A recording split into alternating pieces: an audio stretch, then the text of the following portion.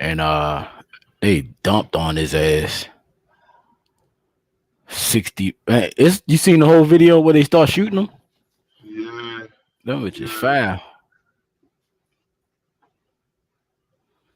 He That's got what, hit. yo, How do you hit a motherfucker 60 times? on purpose. Exactly. That's how. That's the only way I see that happening. You was trying to hit him 60 times. You don't shoot a motherfucker 60 times just because you shooting. Nah, That shit, you wow. you planned that, my guy. That's wild, yo. Tierra, what's going on? Where you been? What's going on, Rita? They dumped on his ass. That's You don't crazy, shoot the yo. motherfucker 60 times just because Yeah, that shit was crazy, man. Like, I can't believe that. If any of them cops, I mean, I'm sure they are, but if any of them cops is still out on patrol right now, yo, you. Man, that's crazy to me. Like, come on, come on. I yo, don't know. I be trying to make sure because I know you don't like watching the news that much, because that, I know how you be feeling about certain that shit with the news. So, like, I try to watch like a current event or something just to kind of open up you know what I mean? But that right there, like, that just had me. It was gonna be that and Brittany Griner, because they still talking about that. yeah, I posted that shit last week Yeah, yeah, about the dude getting shot up like that. yeah. Yeah, you tagged me in it. Matter of fact, Yeah, people don't be paying attention to none of that shit. It's a lot of shit going on in the world, and we don't be paying attention to that shit. Motherfuckers be on here, like I said, beefing with each other whole time. You surrounded by people that's preparing for civil war. It's that's insanity. crazy. They shot that dude 60 times. 60 times, yo. Like I said, that was on purpose, yo. They was like, we gonna hit him as many times we can. We gonna get away with it. That's crazy. And then every last one of them dudes that did them mass shootings, all of them locked up right now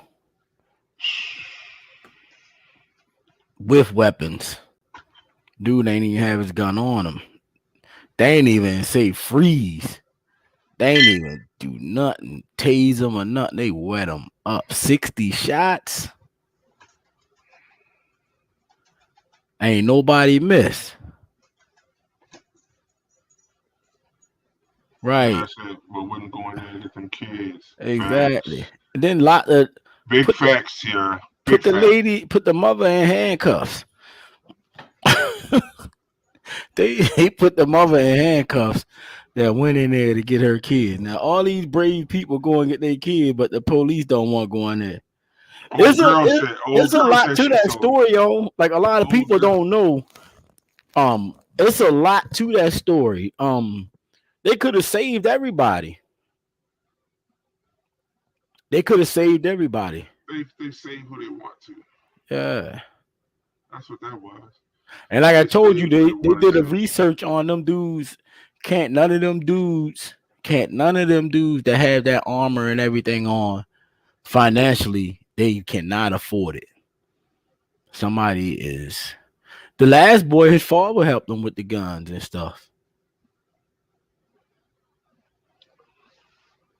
Yeah. Listen. Yeah. Yeah. You right, Tierra. What was they waiting for? Old girl said, she said, fuck y'all, I'm going to get my babies. That went across the fence. Big facts. Went got a kid. She said, I'm going to get my babies. Fuck y'all, I don't care. She said, at this point, you going to lock me up, but I'm going to get my kids. And she went and got her motherfucking babies about that. Can't blame her, man. Man, them Can't people blame her. crazy, man. They say gun control agendas, yeah, absolutely. The gun control laws are pretty soon gonna have everybody sitting everybody's sitting around and everywhere you go with guns on them. It's gonna be like the old Wild Wild West when somebody have a little army, you walk outside and take 10 steps, turn around and shoot a motherfucker. Except they ain't gonna do the 10-step thing. They're gonna That's have right. guns everywhere, and you know who gonna get killed the most. Every time a little white person have a little incident with a black person, they gonna shoot the shit out of them and say they feared for their life. That's always the case, ain't it? It's what's happening. They setting. If you pay attention, to setting up the world is setting us up for this. They setting us up for it's gonna be easy. It's already easy to kill us, but now it could be more easy to justify the homicides. They're gonna start. I mean, shit, we killing each other, so it's getting to the point where though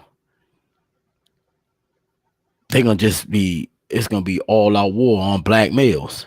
That's crazy. And like I said, now if you turn on your stuff, you seeing people slapping the shit out of our women,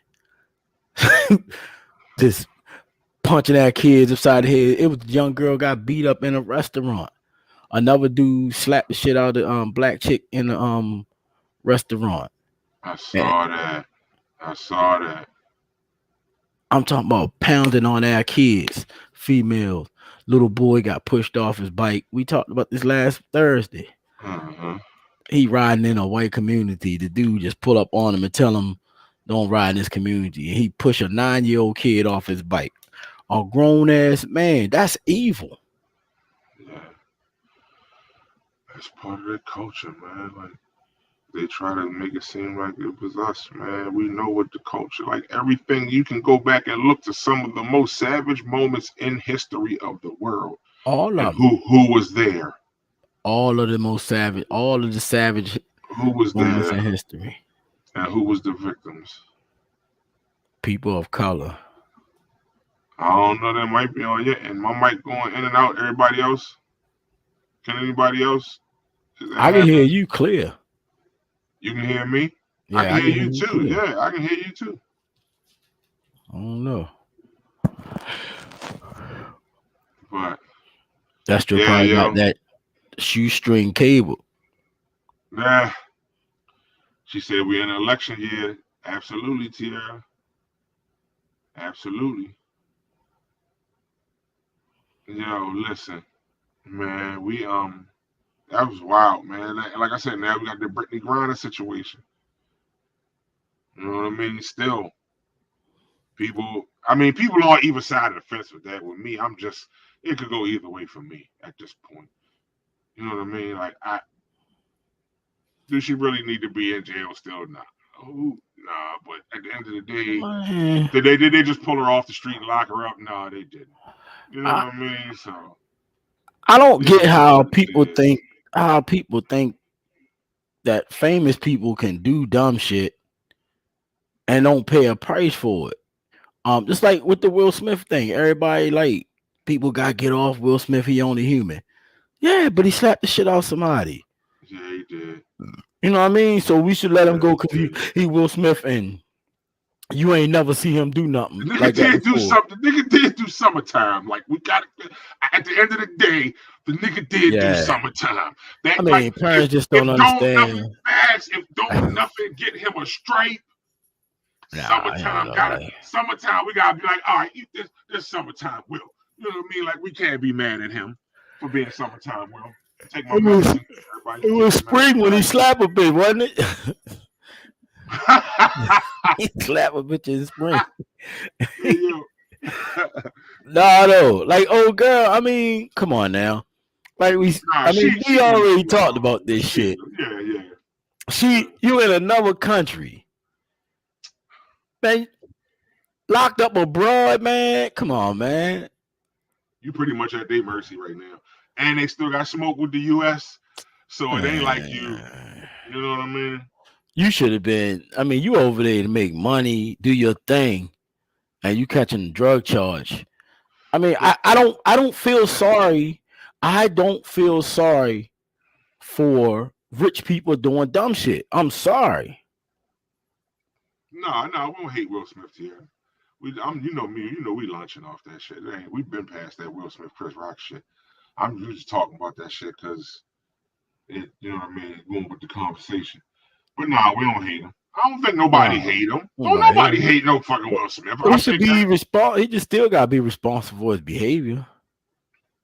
we hated Diddy. Who I hated still Diddy? hate Diddy. Diddy a trashy motherfucker. Diddy hoards so many people it don't make no sense. I don't see why people give him praise for being rich. Everybody that he dealt with, he hoard them. He pimped everybody for their money. You know the one thing about Diddy that bothers me, and I done spoke about that a lot. I feel like it was his fault that Notorious Big died. Hey, he wanted him dead. After hearing the stories and listening to the podcasts and listening to the research being done, like, yo, he didn't have to die. Nah. And it wasn't meant for him. Oh. It was meant for Diddy. Diddy is a coward. Listen, man, like I say, yo, I sent an email to the dude too, yo, Don Sawarski and Gene Deal. Don Sawarski did the podcast. I was telling you about the joint called The Dossier. Mm-hmm. It's about the Biggie murder. It's like a 21-part joint, yo. And it's about this agent, Phil Carson from the FBI, who had picked up the investigation of the murder of Biggie, yo. And like, yo, when I tell you this man uncovered so much evidence. Yeah, I saw some of that shit. Yo, and then the dude, Gene Deal, you know, he did the Facebook joints the last big night where he talked about being there the night Biggie died because he was Diddy's number one right-hand security. And but he said it, yo. He was like, yo, he knew that something was going to happen and he did nothing to stop it. He did nothing to protect it. He didn't get more security, nothing, yo. Like, that's crazy. So, like, when people say, like, it was his fault, it was, yo. You're like, you intentionally put that man's life in danger, yo. Yeah. Like, intentionally. He knew. They probably paid Diddy to make sure that shit was going to happen. Like, yo, and plus, like, I really wonder that, though. Both, when Pac died and Biggie died, both of them didn't have the security that they've been with all the time. Everywhere they went.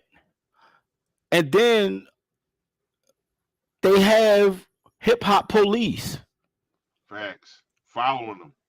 They did it to Malcolm X and Dr. King. Facts. In the 60s. Big facts. Everywhere they went, they had mad police. FBI recordings dated in time, accurate as fuck. The day both of them got shot, there's no police. Watching them. No, they don't have none of the records and shit. Yeah. When they said that Malcolm X got killed, there was no police out there where he went, right? Normally the police be out there and the police be harassing them and shit when he go do speeches. This time there really was no police out there. Yeah, it just happened to be a couple cops sitting outside the Audubon ballroom when dude ran out. Exactly. Yeah. They ain't even try to do nothing to do. But what I'm saying is the FBI and the people we're regular civilians. Right. They do shit nowadays and act like we ain't even smart enough to pick up on it. It don't take a fucking brain surgeon to know that, or a scientist to know that y'all's. You tell us you watching them. Y'all got TV shows showing how you watch rappers. Remember that thing, the hip hop police. I do. Remember that shit? They watched NWA. Yeah. They watch all these different people. Yeah, and then when they get killed, wasn't no police around. Yo, that's crazy. That's crazy. No audio, no visual surveillance. But yo, like every other day. Yo, listen to what I'm ready to tell you. That podcast, they found out that they did have footage, not of the actual murder of Biggie, but like 20 minutes before he was killed.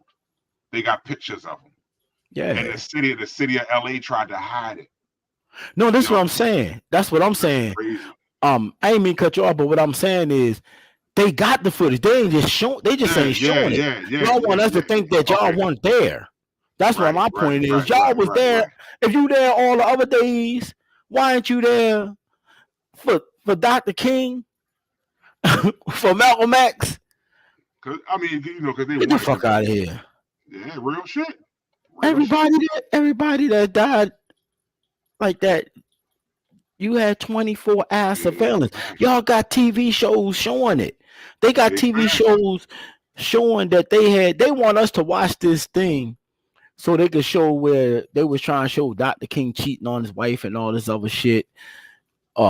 Don't nobody want to see that shit. Y'all trying to discredit after all these years. Why y'all ain't bring that shit out years ago? And why, if you gonna bring that out, why you got all that information but don't have the information of the day when he got shot? Facts, big facts, bro. Like it's so much, it's so much to it. And when we really sit and like research it, yo, like that's one of the things, yo. You be like, yo, I be watching YouTube. So now I just be watching. I be like, yo, I just stay watching YouTube, just looking for like that's like, yo, the shit that It's you find, crazy. like, and the shit that you can read and see when you go look for it, yo, like it is like It's you be like, damn, I insanity. thought, Uh, yo, it's way different. But tonight, thank y'all for joining us. You know what I mean? We got a guest tonight, Miss Rita Dorsey, waiting for I sent her the link, waiting for her to link in. But talk to her, resident services coordinator down in Newtown. I mean, yeah, she got a Boost Woodstock Mobile, so Garden, y'all gonna have to bear with her. and she doing a lot down there. So, Scooter, what's good, Scooter? She doing a lot down there, so want to talk to her about that, What's and up, bro? go back on to more a little brighter note than what we opened up with. But yeah, yo, how was your weekend, B? It was alright. Ain't really, my son was home, so I got to chill with him a little bit. Then he went back Sunday. That's why I already say he went back Sunday or Monday, right? Yeah. Sunday, yeah. Oh, okay. Yeah, we went to Ice Kiana birthday. Went up there to Ice House, had a nice time up there Saturday. Yeah, I wanted to come up Got there, but got I a nigga had to drink. do that shit. I had a couple shots. Y'all know I don't drink no more, but I had a couple shots to celebrate. Enjoyed myself. You know what I mean? Got that laugh on. But other than that, man, I ain't do too much, man. For Yeah. real. Coming back into the work week, man. Ready, right back to the usual, and back to the banter. You know what I mean? I ain't Hey, we gotta start doing birthday shout outs. If you got a birthday in August, make sure you let me or Mikey know so we can shout you out in August for the birthday. Or July, whoever left. Yeah, all you gotta Leave do that is go on a shit come on. man, Buck T come on and do them joints. Buck T give your birthday shout out. He give you the birthday shout out. I'm gonna give a shout to my good friend from back in the day. Buck T be looking out on. Absolutely. TR, it's good to see you again. Back joining us. You know what I mean? She fell out the map for a second. Thought she No, went she back to said she Africa. went off. She said she went off. What's her name? She moved back to Said Africa. she was off. Said she was off social media for a while. Yeah. Social media is starting to be social media is starting to be annoying as fuck. It's not social as it used to be. Nah. You can't discuss nothing no more. Um if there's like say something, like a competition out. Oh, you a follower, you want to do this. Shut your ass up. We just doing it. Big I mean, facts. some stuff Big, fun. You know what I mean? You can't even have fun on social media no more. And everybody want cuss each other out, cuss their family out. Every time you text something, people think it's your real. The first thing everybody says is this: shit that I put on Facebook ain't my life. but then they read into your shit like it's your life. Um, Facebook, look, you know how they be showing all the kerns and stuff, right? Uh-huh. And the kerns was just every time you turn on one, they just cussing people out, blocking people from their houses and all the shit. So I said I would mace one of their ass if they fuck with me. Yo, I was suspended. My account was suspended for 6 hours. Yeah, yo, like it's crazy right now. You can't really do or say too much. Or you gotta change. You gotta change certain words up. Yeah, all I said was if one of them got if they came at me like that, I would mace one of their ass. Too many people sensitive now, man. Too many sensitive people. That's why we stream on Facebook and YouTube. Mm-hmm. Because if Facebook stop it, we still got YouTube, baby. All right, YouTube won't. You know what I mean? YouTube will let us say whatever we need to say, how we need to say it. You know what I mean? And that's just what it is. But go ahead. They deleting stuff that was put in pages. Like y'all know we had KIR. Some things wasn't always said for kids. They erasing that shit from 5 years ago now. Penalizing people and sending it to me because I'm the president and the administrator. And they sending me stuff that was said 5 years ago. I'm like, the fuck you said? Facebook crazy. But what, you know how weird it is to for them to know every fucking thing you saying or doing?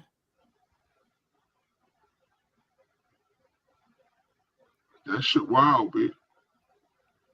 Like they know we got private pages.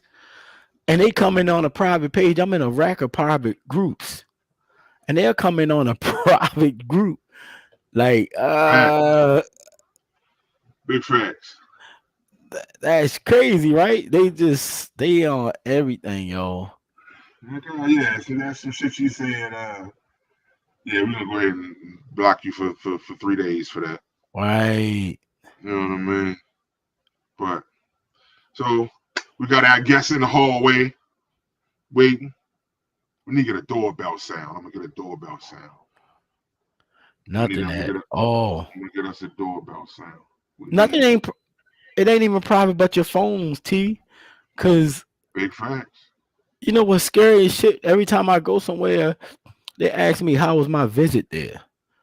Remember, Enemy of the State, Will Smith called this shit out. Big facts.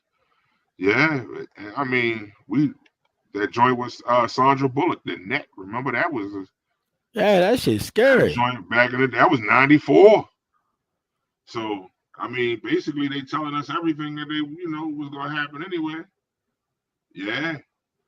That's why I don't do a whole lot of pics or videos on my phone, at all. Yeah. If I do, I try to do that Joyce Fever for Twitter or for TikTok or for Facebook, something that I know ain't gonna be then come back and use it against me when I hit the Mega Millions. Like, see, we got C. Allen rolling an L off his wife's ass cheek on TMZ. The billionaire C. Allen. Then everybody gonna say, I'm offended. I'm offended too. He should be locked up. But I'm sorry, Ms. Dorsey. Thank you for joining us. We were finishing off the conversation, and then we was gonna turn the page. Good evening. For his shiny little bitch. Don't start. Hey, there he goes. Put Vaseline on that hole. Views expressed. Don't abuse the guests. The views expressed by Mike Somerville are not those Let Me Talk the podcast with Mikey and C. Those are his thoughts. That's not everybody's thoughts. Miss Rita Dorsey. Good evening. How you doing? Just How are fine. you? How are you? Now, this is a conversation that I feel like we should have had a while ago, but shit go crazy. We back on CP time now, but we got things together, and we was able to bring you up to have a conversation with us. Now please go ahead and introduce yourself to the people. Okay. I'm Rita Dorsey. I'm the resident service coordinator in Woodside Gardens Apartments and the president of Newtown Community Development Corporation. What is what you say you are again?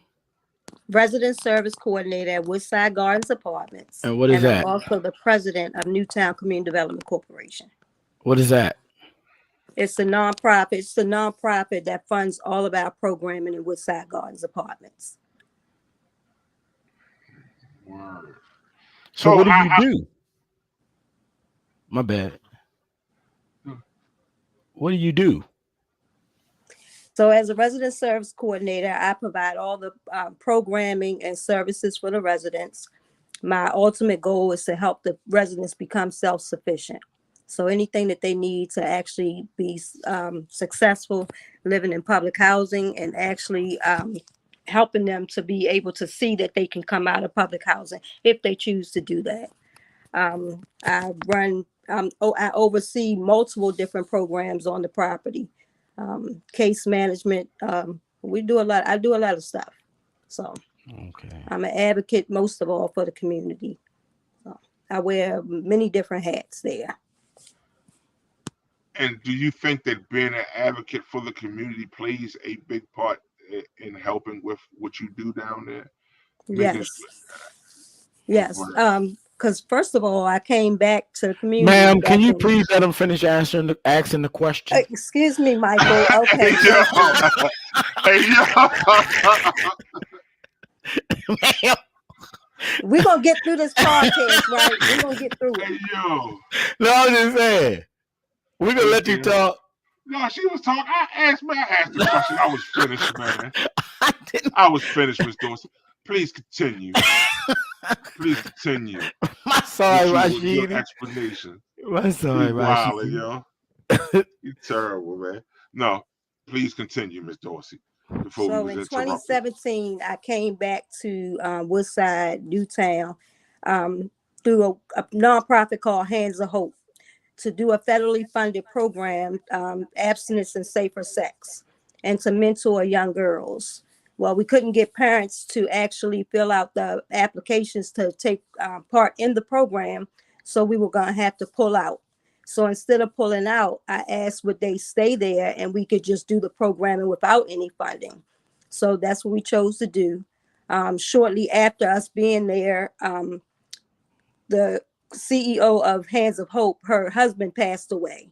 And I actually was left in Woodside by myself, which was actually a good thing because I just basically needed an open door to actually come back into the community because they don't let just anybody in there. You have to be vetted and all of that.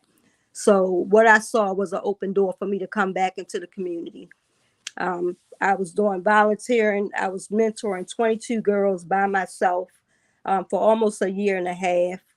I worked in outpatient mental health for 17 years as a patient care coordinator before I came back to the community. I ended up losing my job and the door ended up being open for me to do a temp position there in Woodside. While I was doing the temp position, I also was a community ambassador at Annapolis Senior High. So I had a caseload of the kids from Newtown 20, Woodside. I had some from Robinwood, some from Bywaters, and I had a few from Napa's Woods. So I've had opportunity to be in several different communities, but everybody know my love is for 20. So that's where I found myself. In 2018, I took the temp position, was inside the management's office as the assistant property manager by myself for maybe a month and a half. I came there as a temp and I ended up being there by myself. So once they filled the assistant manager position, the groundsman, he lost his job. And the temp agency said, well, the only other opening we have is for a groundsman. I said, I'll take that. So then I started being the groundsman. And then in August, the resident service coordinator lost his job, and they asked me to apply for the resident service position. So that's how I became the resident service coordinator in Woodside. And now I've been there 7 years. Word. Okay. Word. Okay. I didn't know that. Mm-hmm. So you really pretty much worked in every facet until you got to the desired area you wanted to work in. That's dope as shit. Yeah. I did not know that. Mm-hmm. But so I also, but I mean, you said you was doing the mentoring. Um, Yes. so now is that still something that you're doing now, or have you changed up any and got added different programs? Because I see you be doing a lot now, Yeah. a lot of different things. Well, right now I'm not mentoring young girls. I'm now with we call ourselves guiders now, but I was a mentor for women for MSK. So recently they just changed us to guiders instead of mentors. So I'm still with MSK, so I mentor women instead of young girls now. What is MSK? That's what I'm MSK is saying. My Sister's Keeper. So it was created by Tony Strong Pratt. And it's a adult mentoring group. So you partner with someone, and initially it was one person, 1 to 2 people from each one of the public housing communities in the city of Annapolis, and then each one of them are linked up with a mentor. And basically, we don't know who we're going to get, and the mentee doesn't know who they're going to get. Okay. And the way that it happens is Tony knows the background of the mentees and the mentors. So that's how she actually connects us together. So we do, us not knowing what we have in common with the person, we're to build the relationship to actually find out what we had in common and how we were actually linked up. So I actually like that because I don't think women get along enough anyway. I think es- I'm not gonna say especially in Annapolis because it's the same thing everywhere. Um and are too prideful to ask for help. When I came to that little graduation y'all had, it wasn't it little. was well, whatever.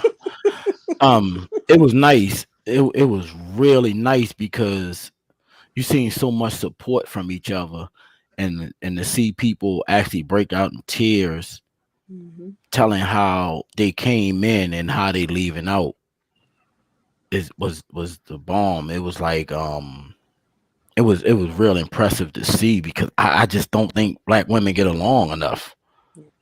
And especially when they getting help from somebody. So that was awesome to see. And when I said little, I didn't mean to try to be little with. I was just saying it was like it was still like you know, it was a graduation. So Mm-hmm.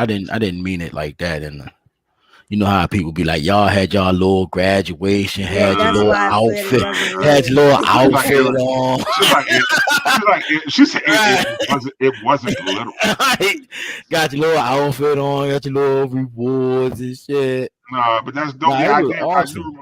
It I was do remember awesome. seeing that. Like, and I think that that's something that, like you said, that we definitely need. Mm-hmm. And so, were you able to bring someone in from that program or from that group with you to do what you're doing now down at Woodside Gardens and down in Newtown 20? I'm sorry, I didn't hear what you said. I was saying, Ma'am, can you please pay attention? Michael, let me talk. yeah. I just want you to hear the question. Yeah. No, I'm sorry. No, I said, did you bring anyone that was in my sister's keeper with you? Did you bring them along with you to help with what you're doing at Woodside Gardens and Newtown 20? No, pretty much Tony chose, um, she was given a vision of who she chose as mentors and mentees. Oh, So okay, it was okay, a okay. spiritually based thing. But Oh, because I'm okay, in okay, Woodside, I had, of course, several different people that graduated from the MSK there in the community. okay, And okay. I That's what I wasn't, was but I wondering. wasn't linked up with any of Okay, those okay, people. So okay. they all had their own mentees. And for me, the mentee that I had, the first go round, she actually dropped out. Then the second one I had, and I didn't know what we had in common until later on. So my history with alcoholism was part of the reason why me and her were linked up. So just to see how you end up being partnered up. Like I said, we don't know going in how we partnered up, but then eventually you actually know what you're there for that person for. So it's really a deep spiritual kind of thing. That's dope. That's absolutely dope. And so to getting back to working in the community and being, like I said, you said before that you advocate for the community. Yes. What other things have you, what other things have you started through Okay. advocate? You know So what I mean? actually there was a couple of things that were already in place when I got there. So it's just I just happened to be able to expand it. One was the Homework Haven. The people who've done Homework Haven is Dorothea Abrams, which is Jack Abrams' wife. She's been there for almost 30 years. So EP, we have a lot of partnerships with different churches, and many of the churches that are there are the ones that help us with the programming. So Homework Haven was already in place. And I brought in the pantry, which that's my baby. I actually, when I was doing the groundsman, I actually went into a space and I saw the empty space and I said, oh, okay, I could make this into a pantry. And I went back and forth with the head maintenance guy, and eventually I actually took the space myself. So it wasn't given to me. I took the space. And as a temp, I would go to the Dollar Tree and I would buy food to put into the pantry. And, of course, I had put it out there that we want to feed the entire Newtown, and that was including from Forest Drive all the way back. So that included Julianne as well. Word. So we started posting the pictures of the food that we were purchasing in the pantry, and then a couple churches jumped in on it. So then EP Church jumped in and they helped us feed the entire, we had enough to feed the entire community. What does Then EP stand downtown, for? I'm sorry, Michael, I can't hear. What does EP stand for? Okay, Evangelical Presbyterian. When you I'm not trying to tell you how you be, but you on a podcast, like no one knows what MSK stand for. So when you're talking about these places, you got to say their name so people that could be something they can refer to. You know what I'm saying? So like if you just say MSK and we don't, and people that's watching it don't know what MSK is, because soon as you say my sister's keeper, that's catchy. Mm-hmm. You feel me? So saying MSK can mean anything. Okay. So if you say these churches, name the churches. I mean, this is a shout out page. Somebody might need those churches and got too much pride to ask right now and to jump on here, and then they can go and you might be, giving somebody resources. That's all. Okay. So go ahead, finish your little story. My little story. Okay. So what I do, I actually planted the first seed by going to the Dollar Tree and providing food into the pantry. Right. Evangelical Presbyterian, which we call EP, who also are the people who pay for Homework Haven to happen on the property. So they saw me posting pictures of the pantry and they jumped in and they started helping us supply the pantry. So they were the first ones to help us completely stock the pantry, where we were able to feed over 150 families in the pantry. That's and then awesome. Downtown Hope saw that EP was pitching in. So then they did a Sunday service where they talked about the pantry needs. And then we had 2 loads of people come down with all of this food and stuff like that to actually stock the pantry. And then it continued to grow like that. People saw what other people were doing and other people were giving, and everybody jumped on the bandwagon. And then during COVID, because pantry was essential, that was the only thing that I was allowed to do. So all the other programming that we run in Woodside was closed down with the exception of pantry. So that became a huge thing. And now, since then, we have not lacked on anything. Everything we have in our pantry, you can go and buy in the store. Unlike some of the other pantries that you around the city of Annapolis, where they give you a bag of food, we actually let people shop the shelves for themselves. So they're not taking stuff that they don't need or they don't want. And they don't recycle back in there because they're taking what they want. So, I think that's a good idea because That's dope. I remember when I was I had took a loss and I had went to they gave me some food and I actually ain't really eating nothing they gave right, me and I didn't want to make them feel like I wasn't, I didn't appreciate what they was doing, but it was Right. just um I just wasn't eating that stuff. It was like a lot of stuff that I just didn't eat. So I was like, wow, but yeah, not to be bashing or other, they doing whatever they can. But like you said, some of that stuff I just didn't eat and it was like it was going to waste. So I was just like, hmm, I only Nice. went once, but I didn't go back because my son didn't even eat the stuff. right. And to be honest, we were struggling, but we weren't, down and out, down and out. It was just, but that I mean, showing they love. Hmm. And yeah, another reason why I say these places names because people giving our churches and stuff bad names Right. and Christianity bad names, but they don't come on and tell the positive things that these churches are doing because they don't have to give nothing. They got enough people in their congregation that they could be helping, but they come out and reach out to these Hmm. communities. So that's awesome. And Right. we noticed you put a lot of pictures up when people give stuff, and that's awesome too to see. Like I said, you see different races of people coming together for one cause, and it's under one God. So One of the that's biggest Facts. awesome. things is a lot of those people don't want me to take their pictures, but I Right. always want people to see the good that happens in Woodside and in Newtown. So that's why I do that. Even the guys that stand on the out on the corner, if they see me carrying a box or pulling something out of my car, they come over and help me as well. So anytime they will allow me to take their picture, I take their pictures too, and actually post them as well because they do help out. And that's when actually the slogan "bringing the village back to 20" was actually an idea Mikey had, and it ended up we actually implemented it, and that's where "bringing the village back to 20" comes from. So, Word. and Word.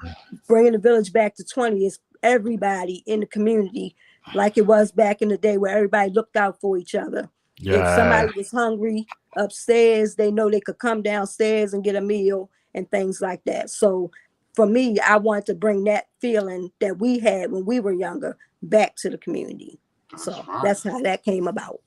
That's dope. And like I said, like because I was talking to Mikey one day, and he was like, "Yo, he's like a lot of that stuff down there. Rita do all that by herself, yo." And I was like, Right. "Word."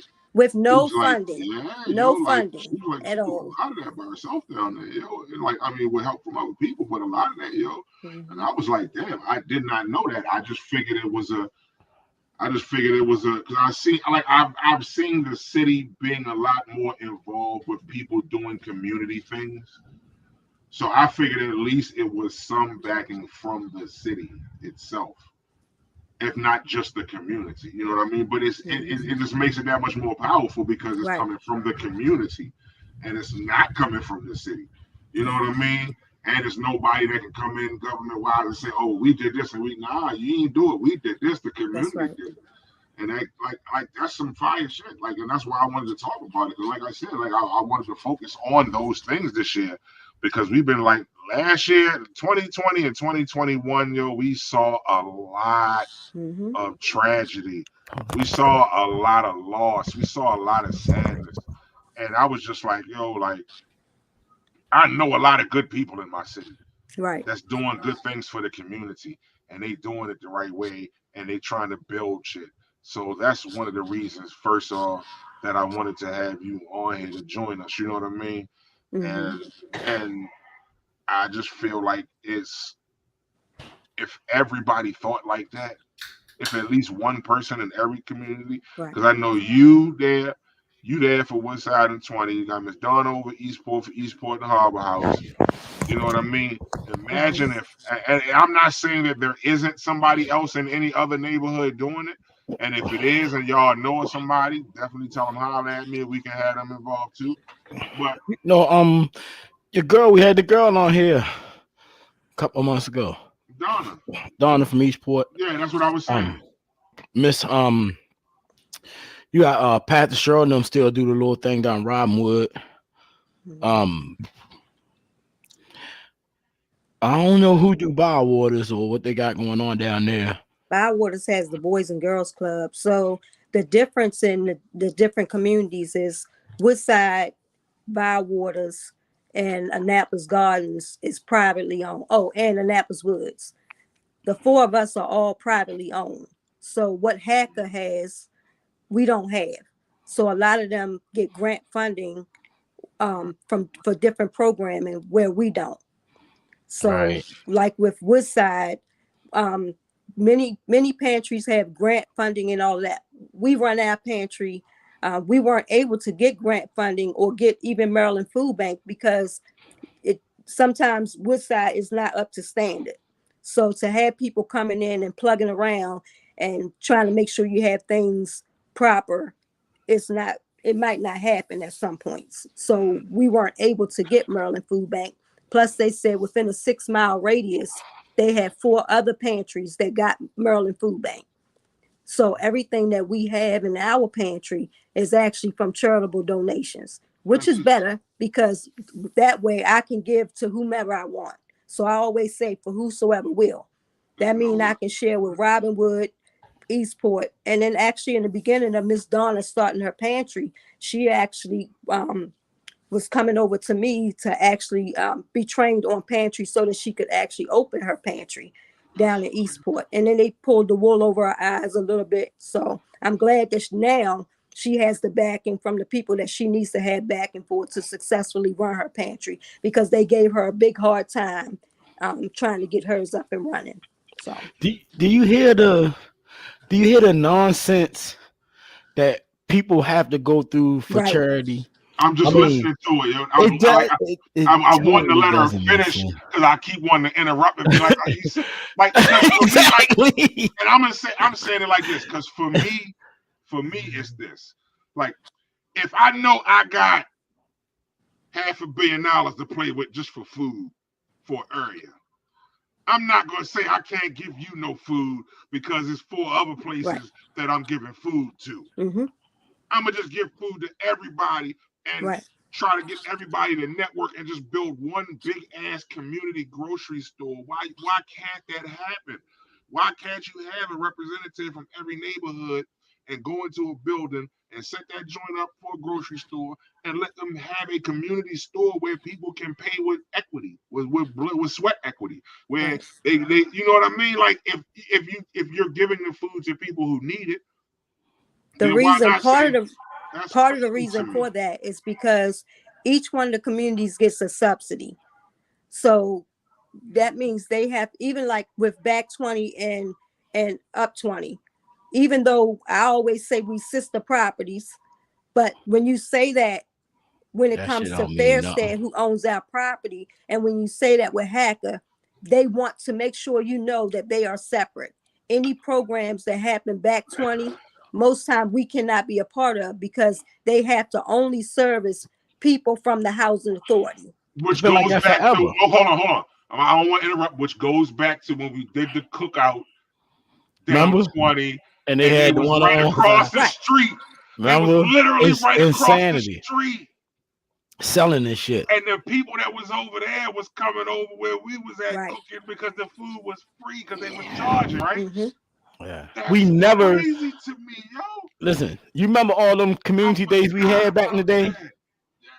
Yeah. We we mostly paid for them joints or we hosted them ourselves. Um my daughter's grandmother, great grandmother actually, Mary Eads. Mary jumped on there and was like, I want to do this, I want to do that. Boom. We helped her out. You know, we was still out there on them streets, so we put money up instead of us having it. We put money up and then gave it to her. Balancing out everything. I get it. So she say what? I said balancing out everything. I get it. So we mostly pay for our own. All when we were young, we paid for our own 20 days because up front 20 they had the weakest damn community day. Um, if I don't know if y'all don't remember, but we had occupation playback 20 and some more shit. Um, so we started helping out, and then all the residents back there started doing things too. They started bringing stuff, and people in the front of 20 really only the older people, and they didn't really come back there. I lived in the front of 20, but we didn't even do we didn't do it like that. We I just just it was always that thought bitch it was was 20. all. I just always thought it was Yeah. all 20. That bitch was never all I never 20. It thought was of it. I Kenmore never, Apartments. That bitch was never. I never thought of it as separate. I Yeah. was just None, always none of thought us either. But do I you actually, see it was on Newtown Drive. So why yeah, is it not all? How is it not all Newtown 20? I actually had to explain to corporate because I actually used to get in trouble a lot because I would say 20. And I had to explain to one of the owners of the property. I said, if you get in a taxi cab and they ask you where you going, you're gonna say down 20. They're not with gonna a ask you pizza? Woodside or Newtown 20. They're gonna Right, probably right, say the right. 700 block or the 800 block. But I would get in big trouble just because I didn't make the distinction of Newtown 20 and Woodside. And I was explaining to him that people who live in the community, people from there, it's all 20. There's no separation in the community except Right. for hacker owned part, and the other part is privately owned. Some people don't get it. When we used to do our community cleanups, I was young as shit. I lived down 20 for 28 straight years of my life. The first 28 years of my life. When I was young, we used to have cleanup days. Um, it was incredible. We would clean up that whole field. They would cook us hot dog and hammer. It'd be hot as a bitch out there sometimes. We out there in the woods. I mean, we cleaned 20 up. When I was young, we had a mop for the house and a mop for the hallway. 20 was a lot of dirt.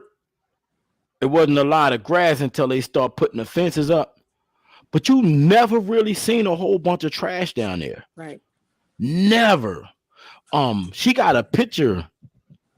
It's crazy because she got a picture of all that back in the day. Like our parents was like revolutionaries. Mm-hmm. They was serious.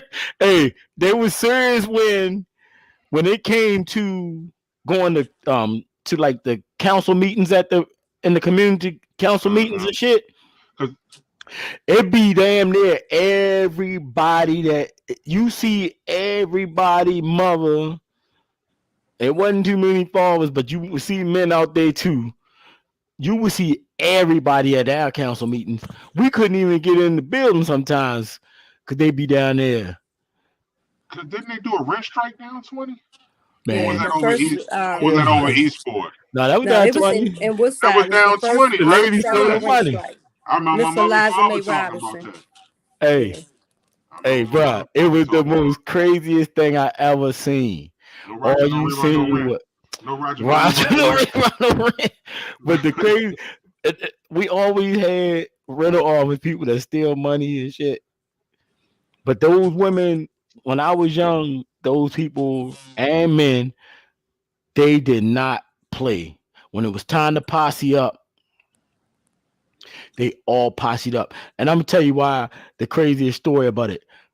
It was some of our friends that we hung with that their parents worked so much you never seen their parents. Cause they had we had to go bed. We was in the house when it got dark. We was tripping because we seen one of our friends dad like barely ever seeing him. You know what I'm saying? It's only a few people down there that had a mother and a father in the household. And we like, damn, we ain't seen his ass in about 20 years. You know what I'm saying? We wasn't even 20 years old yet. But we was tripping because when we seen them, they was going to them fucking council meetings, yo, and they were tearing them people. They got people fired and shit. They ain't play down 20, son. Yeah. So, So and what being, and I was that's what I was gonna lead up to the next thing. So when you say do people come to you if they have an issue like with the housing, physically with the housing, and is that where you come into play as a resident services coordinator? Yes. Actually, I'm the advocate actually for the residents. So when they have an issue with the rental office, um, if they don't want to go in and talk by themselves or they just need someone to sit in there with them, I actually go in there with them. But up until about a year ago, so some things in my job description has changed. So some things they don't want me to be a part of, like when it comes to people having the discrepancies with their rent amounts, the issues inside the apartment, because they don't want to hear the truth. So most time they'll push me out of that kind of stuff you gotta in the be recent easy what years. you say on here. Yeah. But they do. So, but that's part of what my job is. That's a bigger part of the job. I'm resident service coordinator, so I'm for the residents. So I make sure that Right. they have what they need, and when I can't, then I have to give them resources on the outside of the community that can fight for them. Okay, I can dig it. So is that something that was lacking? You know what I mean? As far as like having not having a resident service coordinator, but actually having somebody who advocated for the people that lived in the community. Because it would seem like to me that a lot of times when you hear that name or that title, that they just try to coordinate more or less on behalf of the property owners. You know what Well, I mean? because because the owners pay my salary, they remind me all the time that I work for them. But remember, personally, I came back to the community to give back to the community. To the And they community. knew that Right, when they right. hired me. So I do tend to get in some trouble because I am for the residents. Right. So I do get in trouble for that. One And one of the things that's good about that is because some people this is like off the record with that shit. Like when you have somebody like Rita who's so passionate about something like that, it's easy to go and pull her with you to go in front them and talk to them without cussing their ass out. Hmm. Because you like, I got Miss Rita with me. I don't really want to go in here and act a fool.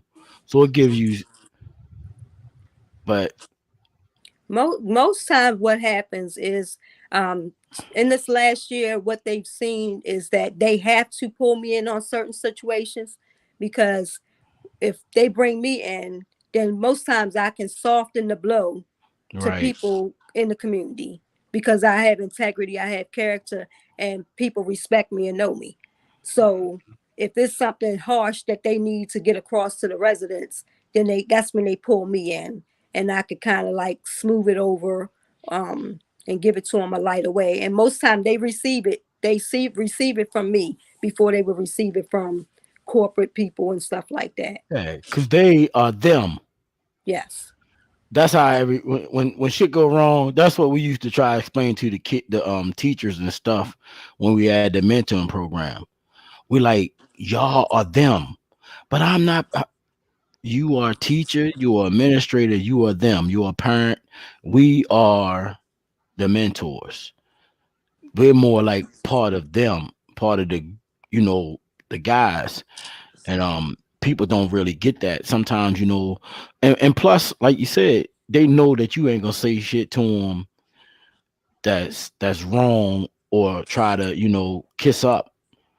Um, I love how passionate you are about 20, and then one of the main reasons why I love it is because I lost my passion to do that type of thing. And I ask you all the time, how the hell you keep going? And always tell me, you sound like just like Pastor Cheryl say. Pastor Cheryl say, this is not her job. This is her mission from God.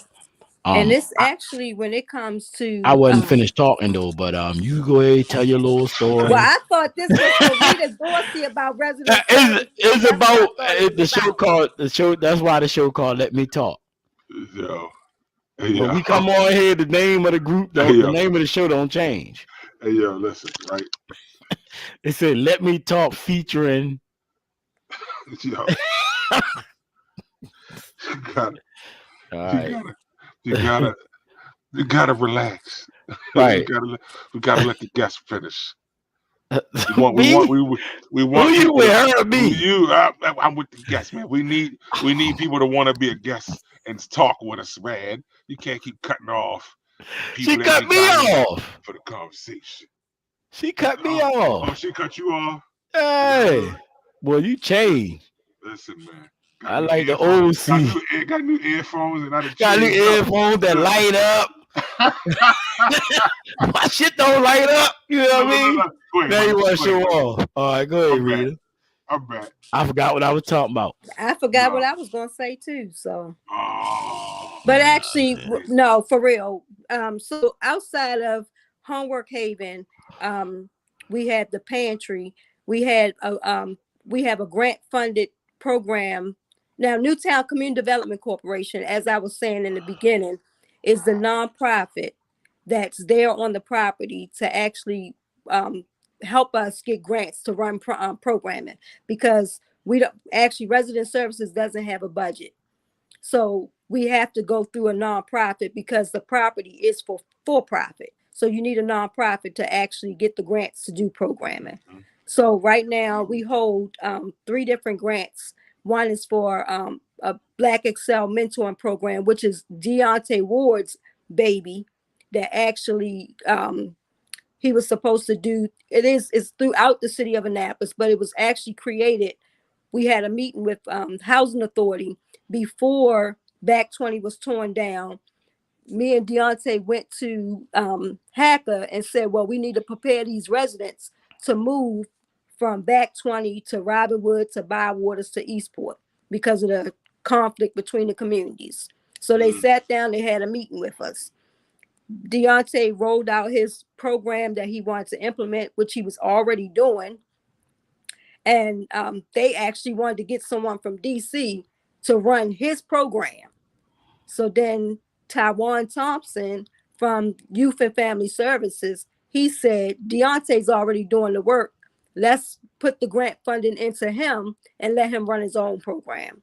So that program actually is Black Excel. He did step down from doing that, so we have someone else that's running that program, but it's still his. That's still his name and all of that kind of stuff. We also have From Surviving to Thriving, and which all that started from the pantry. There were people coming into the pantry that had needs that would try to talk to me while pantry was going on. So we had to do something where I could actually be able to help them with the things that they needed outside of the setting of pantry. Because when it comes to business, it's not, I mean, when it's stuff personal, that's not where you bring it at. So we did From Surviving to Thriving. So what we do is we actually do an assessment with the residents. If you have some kind of gift or talent, we ask them the question, what can we do to help you become self-sufficient? What can we do to help you from just surviving to thriving? So that's where we had about 12 people in the community that actually signed up for the program. And last year we actually was able to promote three of the residents that all created their own businesses. So Kay Does It All, which is Courtney Milburn. Tashita Brown has a catering business. And then Sharita Blake, she has where she sells cups and things like that. So we were actually able to help them take a business class in order to be able to get their for profit up and running. So we have that program. And then our newest initiative is summer camp. So the original goal for summer camp was actually going to be, I was going to have a bunch of people come to the community to do pop-up camps. So outside of me working in as resident service coordinator in Woodside Gardens, I also work for Office of Emergency Management and for Annapolis City Police on the community service side. So when you see them going around the city doing the movie nights and doing different things throughout the city, That's what I help with. So my goal was to be able to have different people come to the property to create a safe environment for the kids. By using the APD and Office of Emergency Management, we would be able to get them off of property, to take them to like swimming, take them fishing. Like today, they went fishing. We're going to Patriot Point next week. So they do a lot of different things that people, the children in our communities, don't actually get to take part in. So they get to learn how to crab, and then they get to, learn how to cook the crabs and all that kind of stuff. So we do a lot of things like that. So all of those things actually help me in Woodside. So off of that, we wanted to create a safe environment. So we had a resident that has 4 children. 3 of them needed camp. Last year she got sponsorship for camp. This year she had an increase on her job. She couldn't get a sponsorship. So she was going to pay over $1,200 for summer camp. Summer camp. Yes. Shit, So you ain't seen that's pennies. yes. That's pennies compared to most places. See, Right. So what I did was I went to my supervisor and I, brought to him that we could do summer camp on property. But my initial thing was going to do pop-up camps. And then that's when Kendall and Destria came to me, and they wanted to come back to the community also to basically give back, and they wanted to do a camp. So that's how summer camp, Safe Summer Kickback, happened. They came back, and they are the 2 camp counselors now. And when it goes to that, we're just like the pantry, where we have to self-fund our own self. Because I didn't get permission to actually do the camp until June 1st, and we started camp on the 28th, we couldn't get federally funded. We couldn't get grants or anything like that. So everything that we're doing now, we have to raise our own funding. We have a $28,000 budget, and we're up to $20,000 just from raising funds. 2 weeks ago, I spoke at Unitarian Church, which is one of our biggest supporters for Pantry. I spoke at their church, and we raised over $4,000 just from that one opportunity I had to speak there and share about what I do in the community, and then sharing also about summer camp. So, Word. Like, because I always say, I feel like that's one thing. One of the biggest things that the housing authority did was get rid of summer camp. right. That was because, like, I remember living in town and going to Old Court summer camp. Mm-hmm. and And summer jobs too. Right. yeah. And one of the sad things about being in communities that are privately owned is that you get a lot of people who doubt what you can do. And I got a lot of pushback on trying to get the camp there. So I went through jumping hoops and all kinds of stuff just to actually get the camp there. And you would think that by being resident services or by assessing the needs in the community, and you present to them the needs of the community, that they would say, okay, go ahead and implement it. But you have a hard time even with being able to bring people onto the property. So of course, with Destry and Kendall coming there, we had to do background checks. They had to be vetted. So we had a whole process that you go through. So when people want to come and do programming on Woodside and they think Miss Rita is blocking it, it's not. I have to go through corporate because that's who I work for first. So I have to make sure we're doing everything right to actually bring the programming that the residents actually need and want on the property. And you would think that you wouldn't have a kickback from it, but we actually do. That's crazy with doing everything that you already do. Why would somebody think that you be like, all right, I'm gonna pick this and fuck it up? No, you can't have that.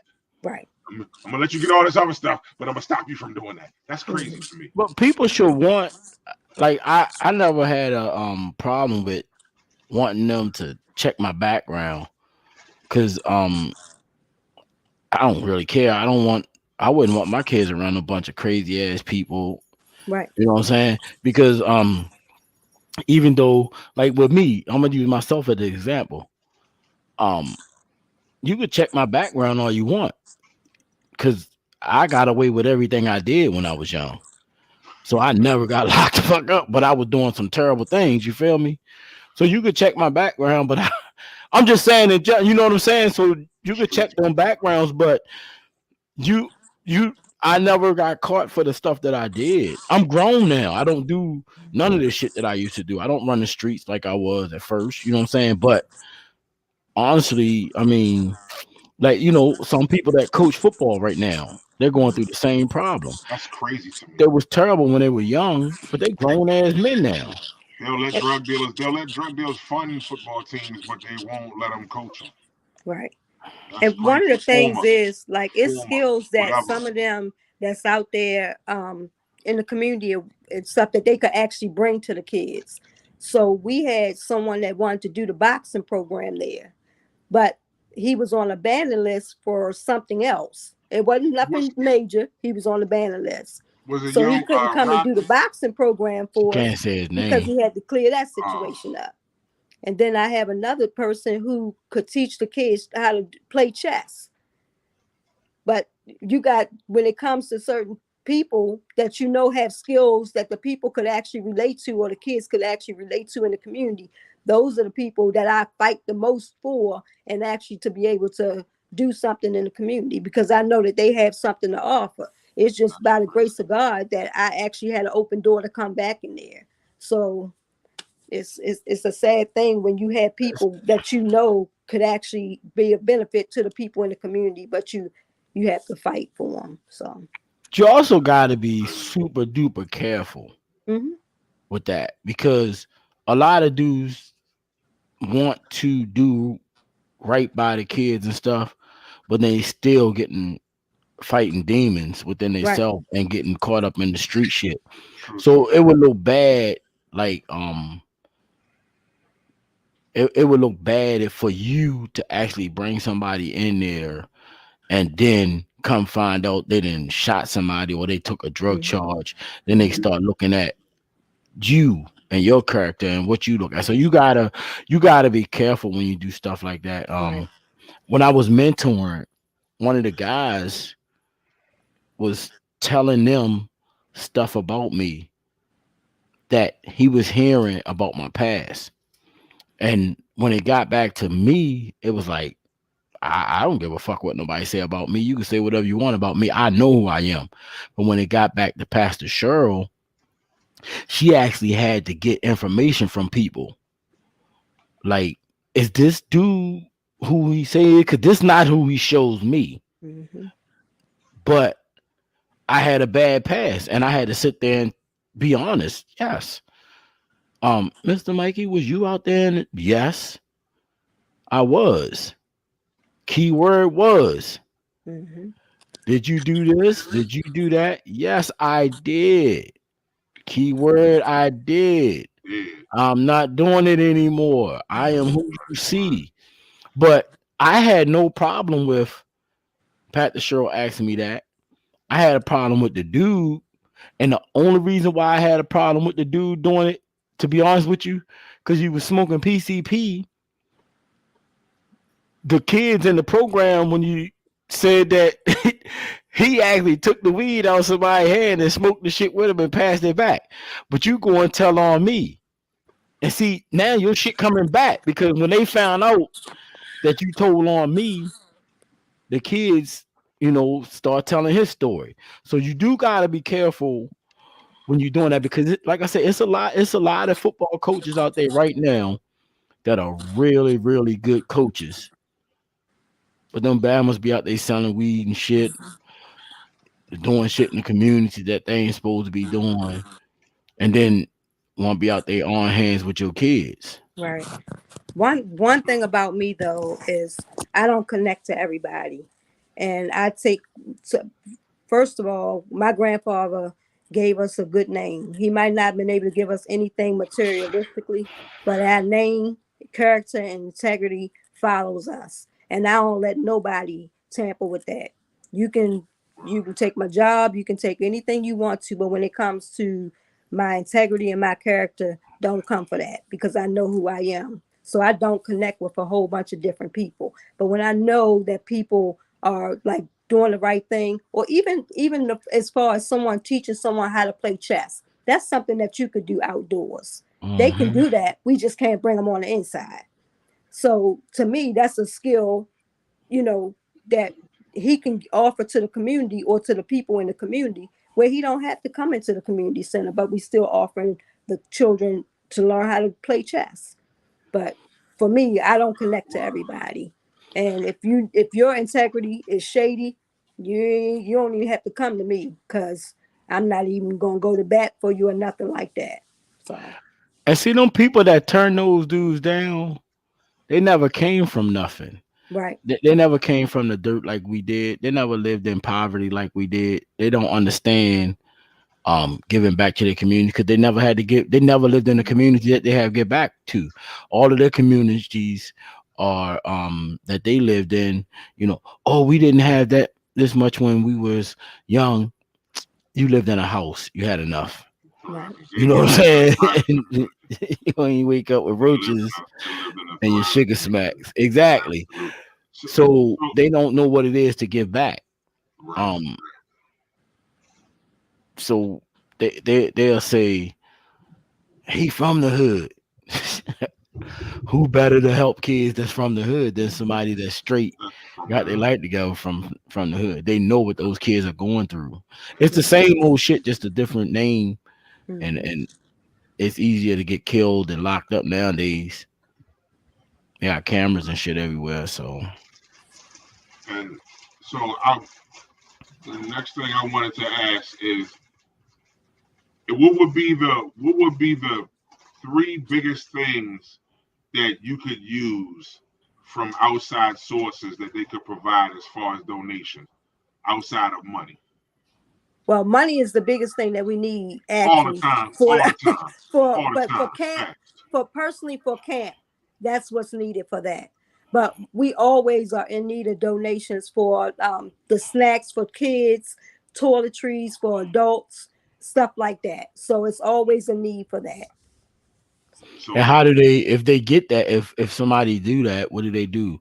They reach out to you or who? They can reach out to me, but if someone wanted to give a monetary donation, they would go through Newtown Community Development Corporation. So Newtown Community Development Corporation is my accountability. Newtown Community Development Corporation is the only thing that I know of from Woodside and Newtown 20 that has integrity and has never been caught up in any type of embezzlement or anything. And that's with me, Miss Evola Peters. So she makes sure that we have every T crossed and every I dotted. So if they wanted to give a monetary donation, they would give it to Newtown Community Development Corporation. If you wanted to give snacks or toiletries or anything like that, you could actually just come down to my office on a Monday or Tuesday between the hours of 11:45 and 2:45 and drop it off. If you do it on any other days, I would prefer it to be on a Tuesday or Thursday. You right, prefer it, but I mean, what if people work Pantry those times? pantry days are Mondays and Wednesdays from 11:45 to 2:45. So if you have something that you want to bring for pantry, you will bring it on those days. If you can't make it on those days, on the Tuesdays and Thursdays, I can accept donations, but it would be at a specific time because, of course, I have more than just pantry and things like that. I have the case management part of resident services and all of that. right, right. I'm I'm sure. I know it's a question that I gotta ask you, and it was about the summer camp. Hmm. Um, you said it's Kendall Kindle and Destria. and Destria running the summer camp. Where, okay. Is it so when you talking because I'm thinking about talking to some people I know, like just to see if they can donate anything, like whether it be activity stuff or whatever. You know what I mean? Like, is it a Mhm. because of everything still going on with the crazy with COVID? Is it a limitation on things that people can donate as far as like games and stuff like that? No, long as if it's games, everything has to be brand new. You can't, Okay, or it and can be used. That's what I right, wanted to make sure. Okay, because of the COVID situation. right, right, You right, know, right. No Okay. unopened food, none of that kind of stuff. Oh, so I can't. They can't bring a half a bag of chips. Like, here, look. No. I ain't finished these sour cream and onions. Somebody, go ahead On and get my it to way the kids. over. Go ahead, and get them to the babies right there. On Hey, my look, way over, I was the something rest of the happened. get the rest of the Snapple. Here, go ahead and drink it. Get that to somebody. They can sip that, pass that on. Nah, So let but me ask you a question. Like, say we give the community development like some not your favorite Doritos, and that's your favorite. Did you eat some yourself? Like, No, I'm not. the next episode of Let Me Talk the podcast, Rita Dorsey and the Doritos scandal. One thing about me, you're gonna see Yeah, anything somebody nacho donate, cheese. you will see a picture of whatever they donated. The Dorsey So you Doritos. don't eat no Doritos. 5 bags of Doritos and take it to a variety pack. Got a whole finger Yes. cheesy. Like I ain't eat them Doritos. Okay. All 5 of your fingers cheesy. You right? Yeah, they scrape that That shit wasn't me. off. Right. All in all, Miss Rita Dorsey. This originally, like I said, I appreciate you joining us and working through the work and being able to work through the we ain't gonna say nobody was a distraction, but I'm just saying you was able to work through that with us. But ultimately, like I said, I wanted to make sure to take time to highlight the people that are out there that are actually in the communities, in the trenches, doing what they can for the people, and not for the cameras, and not for the Right. for the articles, but doing it like you said. You grew up down there, and you loved it. Somebody said, what is the address to donate? It's 703 Newtown Drive, Annapolis, Maryland 21401, Evola Peters Community Center. I'm typing all of this in. That's an awesome lady right there, boy. She go in for the community. I ain't even gonna front. She go in for the community. Word. She said, "Are you taking kids on trips? I couldn't hear you. I'm sorry. Are you taking kids on trips?" Yes. So if anybody wants to sponsor a trip, we have several trips lined up. They could also sponsor trips as well. Oh, well, make sure you post them in the Okay. post them on the podcast whenever you got. Like, I tell people that, and I tell people like, yo, this is for. If we don't do anything else, I want to make sure that somebody can find some type of resource that they may need, and if we can provide a platform for that, then I want people to use it. So whenever you have something going on, whether you need a monetary donation, you want whatever kind of donation, please post it on the page so that way people can see it, and y'all check the page frequently. Because like I said, these are the type of things that people need to be hearing about and seeing about. And if we can talk more about it, then we forget more about all of the dumb shit that's going on in the world. And we forget about all the other negativity and people talking about negative shit because we focusing on trying to rebuild the communities. And again, I salute you, Ms. Dorsey. You know what I mean? And you are free to join us for the rest of the conversation if you choose to. Join our little conversation. Y'all little conversation. I'm gonna let him talk now. Please. Can I get back on my show? I would like to join my show. I would highlight Let Me Talk in the background.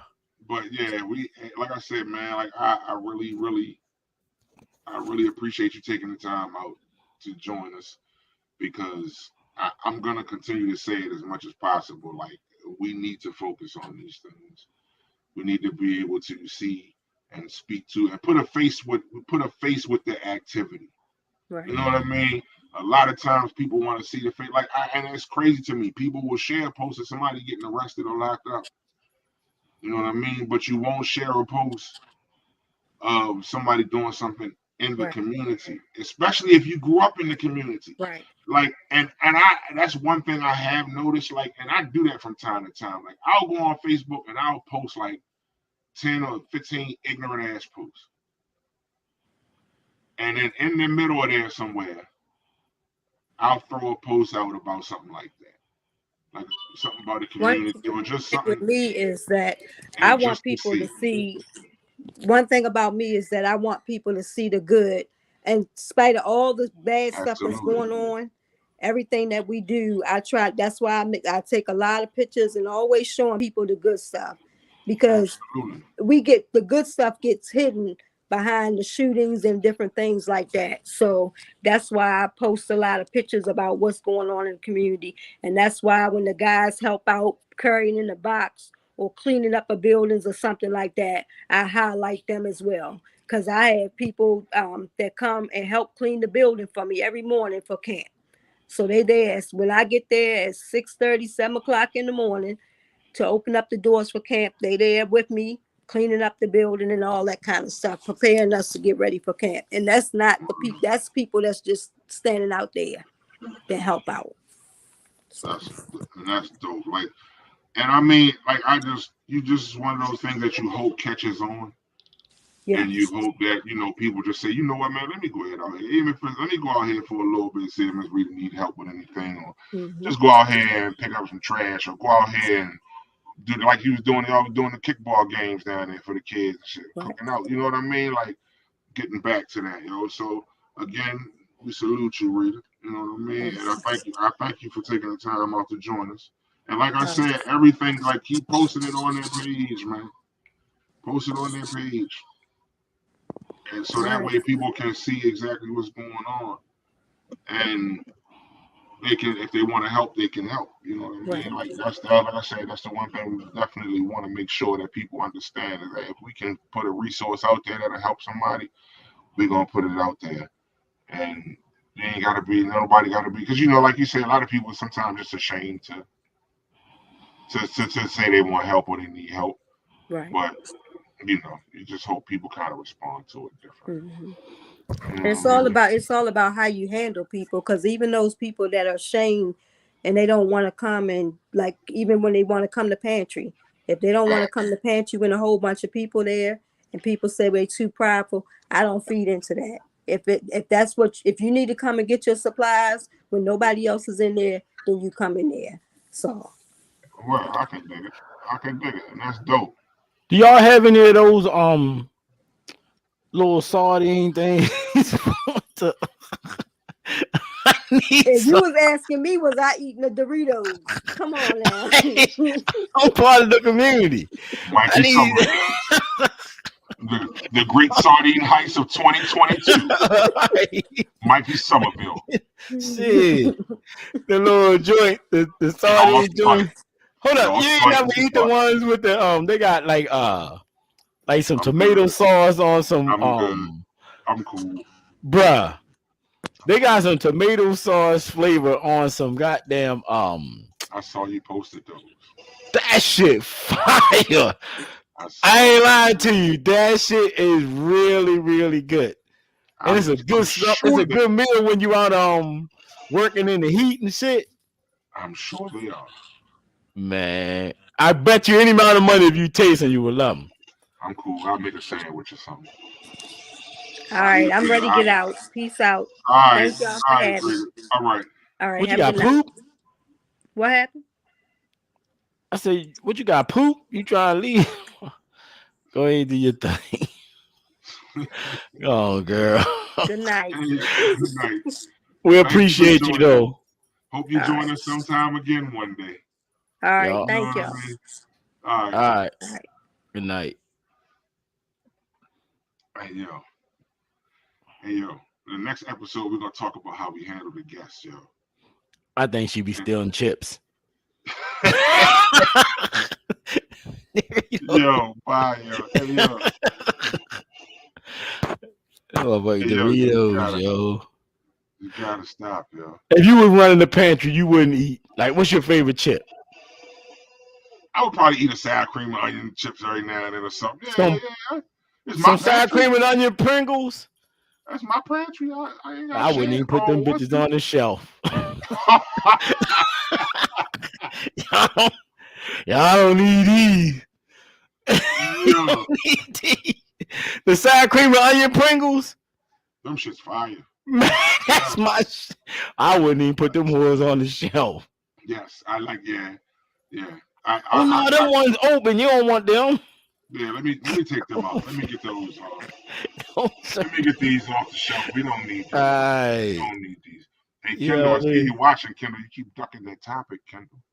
I don't think I know you should have came in, Kendall. Kendall, you keep ducking that topic, Kendall. Tell us about how the camp going. Them badass kids. Somebody said I take cup noodles. Forgive me.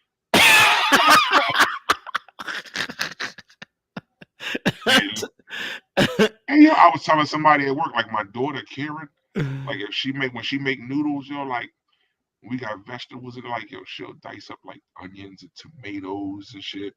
And like she make them bitches gourmet. I'd be like, yo, my boo gonna make her noodles. Meanwhile, my son like, yeah, just give me some water in the flavor packet. I'm good, bro. And hot sauce.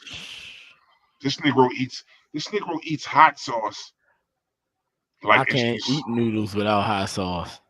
Yo, like my son eats hot sauce with everything, bro. Like, listen to me. I'll get one of them big family bottles of Crystal, and like go back 2-3 weeks later. I'd be like, yo, where's it? Oh, I don't remember Camilla frying no chicken. Where the hot? Your boy. Oh, that's me, Dad. I'm sorry. Yo, he puts it on everything, bro. I'd be like, I like hot sauce and baked beans, yo. Good God. My wife makes she makes a nice motherfucking baked bean. Like deliver us from Eva. The spices are spicy. Yeah. It was like, woo! Like it spicy. Yeah. No, I ain't doing all that for no buns.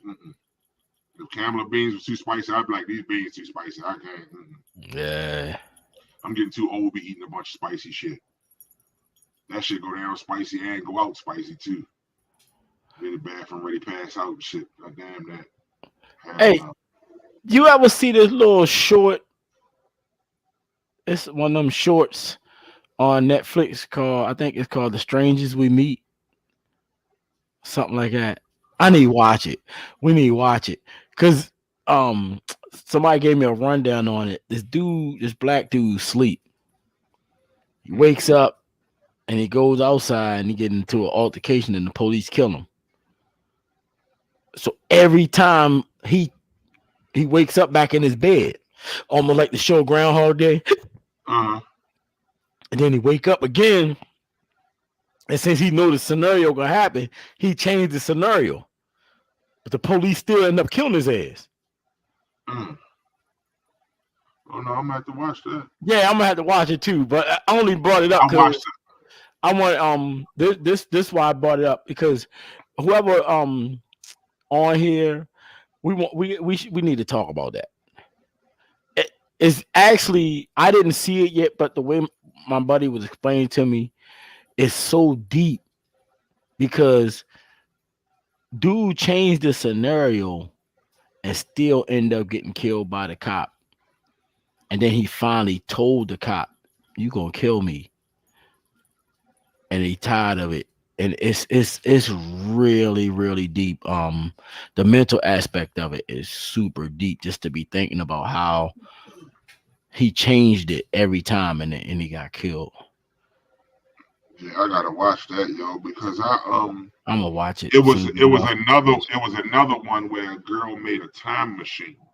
Her brother got killed by the police, and she kept going back in the time machine. It's called what is it called? See you yesterday. Oh, I never watched that, yo. Was it good? Her brother got killed by the police. I keep ready to watch it and never watched it. She kept making a time machine to keep going back to try to stop him from getting killed by the police. Yo, it was dope, yo. Like, that's dope. But it was another movie too. It was on Amazon. It's called Boss Level, I think. But it was kind of the same scenario where the dude wake up every day, and every day like it's assassins trying to kill him. So every day he wake up, he got to move different to try to stop himself from getting killed by the assassins and shit. Turn it out. Yeah, that shit. I'm gonna have to check that out because he was on it. He like, man, you gotta check it out. Dude, one of my coworkers watched it, and the craziest thing is, every time I'm ready to watch it, I back off it. You know what I mean? Because I thought it It's just was, triggering, you know. yeah, It is. So like it's just certain shit. Like I've accepted the fact that it's just certain shit on TV that's too triggering to watch. Yo. Like yeah, certain shit, like I just can't watch it because it's gonna like that. Like even with the youngin that got killed by the police. Like I like that. Like watching that kind of shit, I just feel like how? Like I always say how, but then I gotta remember like the country we in. Like that's how. yeah. You know It's what I mean? easy. It's Fact. easy. They I just watched this thing where they snatched this black dude up out the car. Said he looked like a murder suspect. Yanks this motherfucker out the car, put him in handcuffs, showed a picture of him. Don't look nothing like him. Then after they find out it ain't him, his girlfriend like, why you still got him on in handcuffs and why we can't go? Why are we still being detained? Obstruction of justice. They say because they checking him for some other crime. That is so illegal. And what's crazy is all the comments that you see scrolling down, white people keep saying, all you gotta do is comply. You said that on the last one. This dude complied. Fuck that. He did Orlando everything they said. He Wow. told him he had a gun in the car. He's a registered. Everything that they checked in on this dude was legit. And he stayed there for over a half an hour in handcuffs. And then another thing they doing is they making people get on the ground. And they keep saying it's for their own safety. They taking everybody out cars and handcuffing them and saying it's for their own safety. If your windows tinted, they got 9 times out of 10 they're gonna take you out the car. I ride up the highway a lot, and on my motorcycle, and I swear the police be having people on the side of the damn highway sitting on the ground. Yeah. There is no fucking way I would get on that ground. Yeah. I'm gonna put my hands behind my back. I'm gonna let you lie me down. I'm not getting on no ground. Like like that's what I'm saying, man. Like that shit just be like to the point where you see a police car pull up behind you, the motherfucking lights go on, you just jump right in the panic mode, like oh Right. fuck. And that's not even having a bad. That's not even from having a bad encounter with the police. That's just from seeing it. Yep. Like I said, when they say that comply shit, yo, somebody in my job said that shit. When you comply, I said, man, fuck you. All I always say, whenever somebody say that word, I say Philando Castile. And you can name 100 motherfuckers. You can name 100 motherfuckers in the last 2 years. I was like, he complied. And they shot him in front of his girlfriend and a 4-year-old girl. He complied with everything. And he still got murdered. Fuck out of here with comply. Don't tell me about no fucking comply. No, that shit don't mean nothing. I said, next time you in the hood and I see somebody ready to whoop your ass, I'm gonna say, just listen to them and do what they say. And they won't hurt you. Shit. Like the fuck out of here, bro. Like white people be getting out the car like, what the fuck you pull me over for? You know who my goddamn father is? And they don't do shit. Black person get out the car, they dump on your ass. But you know what's starting to happen? People not realizing that they, by them not being disciplined, it's starting to leak over. It's just like everything else. It's like when they dumped all the drugs in the black community, it wasn't a problem until that shit started hitting Wall Street and shit, right? That's what's starting to happen with the police. The police, I seen a video where 2 police was ready to lock each other up. Like seriously arguing out in public because one was out of his district and one was out of his jurisdiction. And they literally enraged. That's crazy to me, but that's their nature. Like, yep, I seen one, they pulls up behind the police. They pull up behind this black dude. He ain't a police. They know he is a police. They pulls him over and got their dash cam. They got their cameras on and shit. calling them all types of names and everything. People, Crazy to me. this is a public announcement for black people. Just because your ass got a camera do not mean that you are safe. Stop talking shit about your camera and throwing it in the police face. Just get your ticket and go the fuck home. Because I'm telling you, keep yelling, I'm recording you, I'm recording you. They killing people with live recordings. I don't know why y'all think that shit working. Big facts. That shit, you supposed to record, but you don't gotta keep running your mouth. Because all they doing is the first thing running your mouth does is they using that as suspicion. They say, oh, you acting like you got something to hide. Probable cause. They saying they ask a dude why he shaking. Now, every time they pull somebody over there and they ask them why they shaking. Your palms sweaty. Your gestures are showing me that you're guilty or something. That's giving me probable cause to search your car. Everybody smell like marijuana now. Even people that don't. Yo, they ripped this dude car apart. Didn't find anything. Didn't give him a fucking warning, citation, and pulled off. He kept talking about, oh, I got you on camera. Y'all ain't gonna do this. I got you on. We recording too, sir. And did all that violation of this man's rights. And rolled out. Jumped in the car, left his shit on the side. Look, the shit that they put on the ground, they left it on the ground. They ran the dog through his car. You could see them tapping. So the dog could go over there. The dog ain't find a goddamn thing. And they man stayed outside for 45 minutes and was innocent. From police, boy, they famous for that shit, man. Yeah. That's what they do now, man. Like I just pray that when I'm out, that I don't get pulled over, yo. That's the only thing you could do. But if you do, you got one thing that you could do. And that's remain silent. All you gotta do is hand them your information and shut your ass up. Man, that shit crazy to me, yo. I got pulled like the cop, and it was a black cop. He's like, man, why you sitting there? You all right? I'm like, yeah, I'm sure. Bitch. I'm good. He was like, well, I mean, you look like you. I'm not nervous. You pulled me over. I'm waiting for you to let me know I can leave.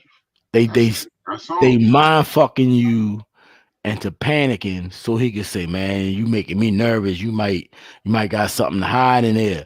Pull you out the car and be like, first thing they have, you got any drugs or guns in your car? What that guy do would you stop me for a traffic violation? Right. Absolutely. But I'm telling you, you got one log that can save you from a lot of shit. And a lot of people get they self in trouble because they keep running their mouth. They keep talking shit and keep cussing the motherfuckers out. They deserve the cuss outs. But do you deserve to get your ass killed because you feel like because you know they're wrong. You want running your they don't care. Yeah, and I don't get it. Like they on camera. These people know they push their body cameras on. Yeah. You have the right to remain silent all the time. If I'm brave enough to turn my body camera on and then say, fuck you, I shoot you anyway. Real shit, bro. Why are you keep arguing with these people? What make me say think is crazy though, see? They keep talking shit to them like they're gonna do something. Y'all ain't gonna do shit to me.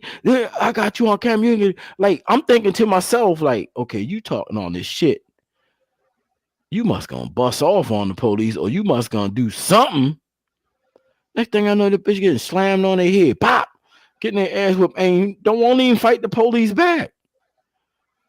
What was the point of keep talking shit? The times we living in, dude, like it's fucking, it sucks. And we look at a lot of times, like, because of the things that's being caught on camera, like, people just think that camera is the end all be all with this shit, yo, and it's not, bro. Like, it's not the end all be all, yo. Like, and that was something I had to figure out about work, yo. Like, Same type of situation at work. You got this supervisor, not really a leader, just a supervisor, and the person over him is just like him. So when you try to talk to a person like that just don't have no common sense at all, and then the person that's above them don't have no common sense at all, like you killing yourself trying to figure out how to get them to see what you know what I mean? Mm-hmm. So it's just weird to me, yo. But it's like you got a lot of like cops need to be more. They need to take more leadership skills classes as well. That's why I say, yo, like it's no way that I should have to go to school for 2 years to be a chef, but only got to go for 6 to 8 months to be a cop. I did 4 years to be an electrician. Yo, it takes more time to be like that still fucks me up. It takes more time to get your cosmetology license than it does to becoming a police officer, yo. Yeah. You don't have no communication skills.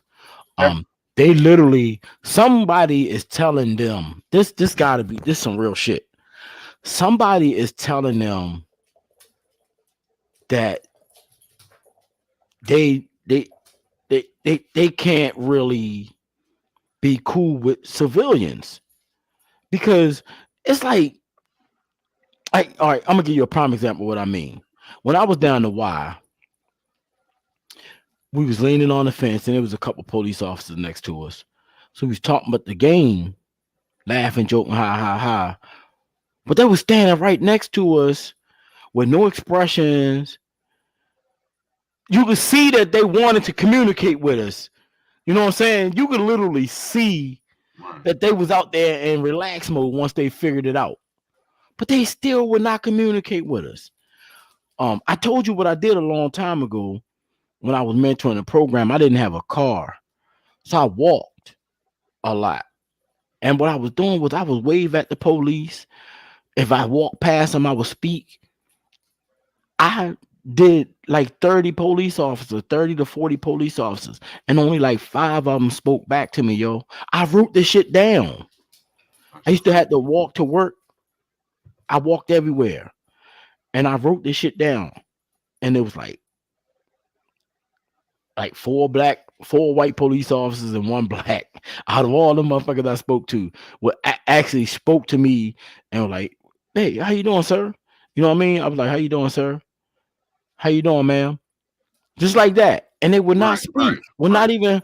But then the craziest thing, if you stand around a little bit long, you'll see them communicate with somebody white.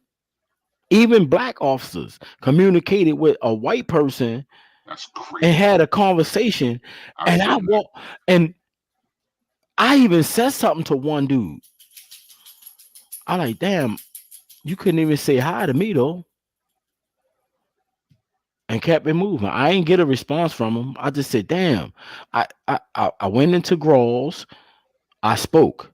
I comes back out of Grawls and see him having a full-blown conversation. And I said, damn, you couldn't even speak to me though. And just looked at him and walked away. And I kept looking back at him while I was walking away, shaking my head. And he basically looked at me like, fuck you. Yeah. I'm serious. They was walking. I was walking, exercising, and doing the same thing. Every time I seen them in a store or something, and then like the last 3, I said, the last 3 that I actually had conversation with, I say, I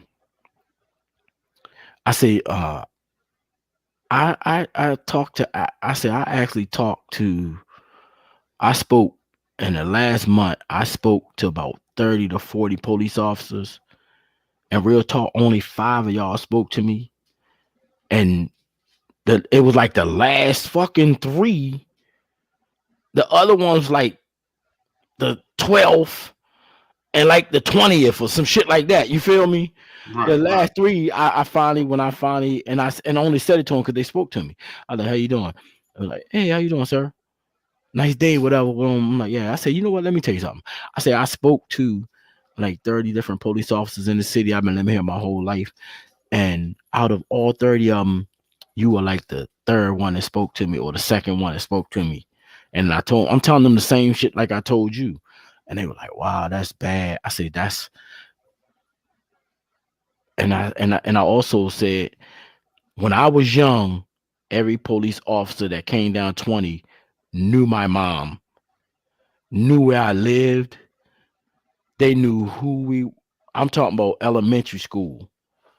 Them police officers, white, black, Hispanic, whoever, knew who the fuck our parents were. They knew people in the communities.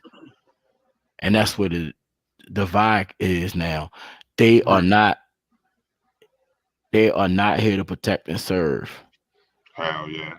They are here and they are power stricken. They are not here to protect and serve. So for all y'all think that they are, for all y'all think that y'all keep talking shit to them, they're gonna trump up some charges.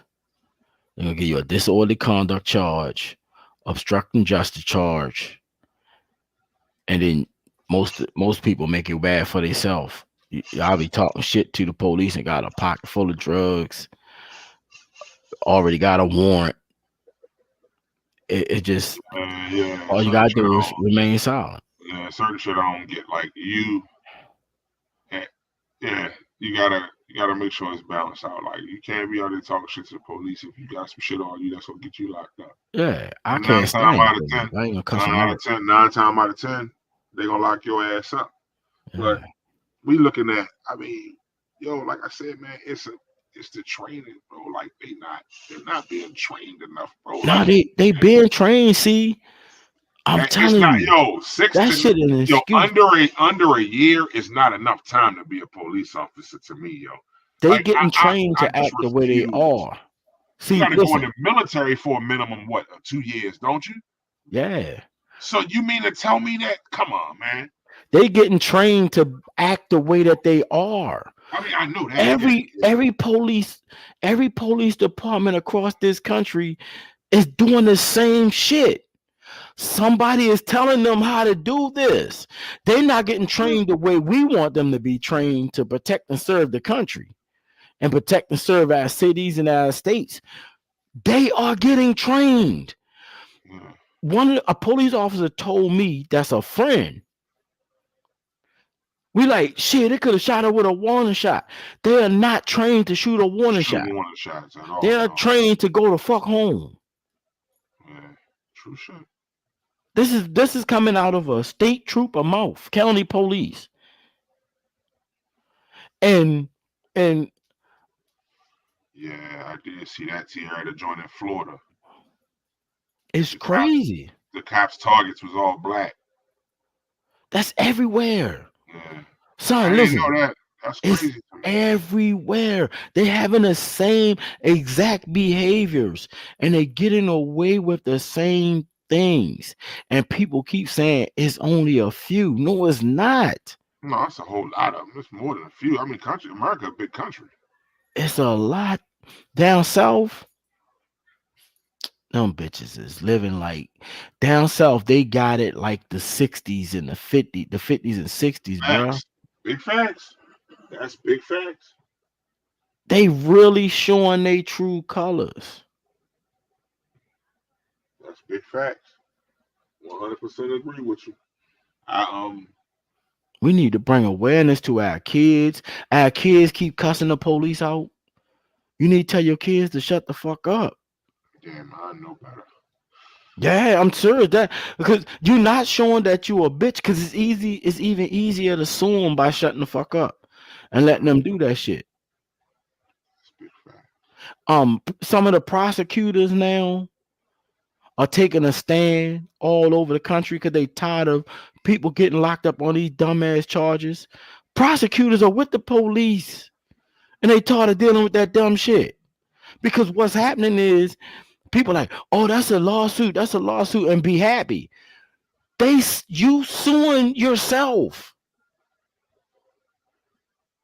when the police are getting $30 million or getting over $300 million a year in fucking lawsuits. Lawsuits to Who the payments. fuck is you suing? It never comes out of their pay. You suing your own self. And that's what somebody has said. I forgot who it was. They came up with that idea. Make police officers Yes. pay out of pocket.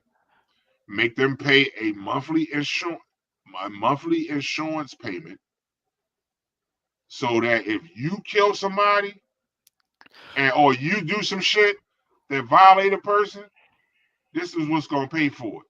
And anytime it happens and that person win, your policy payment gets higher every time that shit happens. And that shit would change a lot, yo. Or it would be the inverse, and it would just be a lot of cops snatching motherfuckers off the streets and killing them, Look, so they look, don't get caught. look at these police auditors, yo. These niggas go around and will go outside, stand on the curve in a public area, and just start recording the police department. All over the country, these police officers are coming out there harassing these dudes, locking them up, and getting sued for 1.3 million. That's probably them cops. Some of them cops, they be their people. They be like, look, yo, you'll go out front. We're gonna arrest you. What the hell are We're you? gonna arrest you, and you're gonna win. And I just need you to break me off 150K. This what me and you gonna do. We ready to go. Let me talk right through the front of the police department. Start recording. One of us got to take you for the team. Somebody got to go to jail. I'm a thug. Fucking, I go to jail. All right. I'm a thug. Fucking. They got 13. Look, we spent 1.3 mil. Hey, look, man, with that 6,500, yeah, I'll take that. Nigga went jail, sat in a jail cell overnight, and sued the police. Unlawful detainment. They locked him up. The shit got threw out. They trumped the charges up.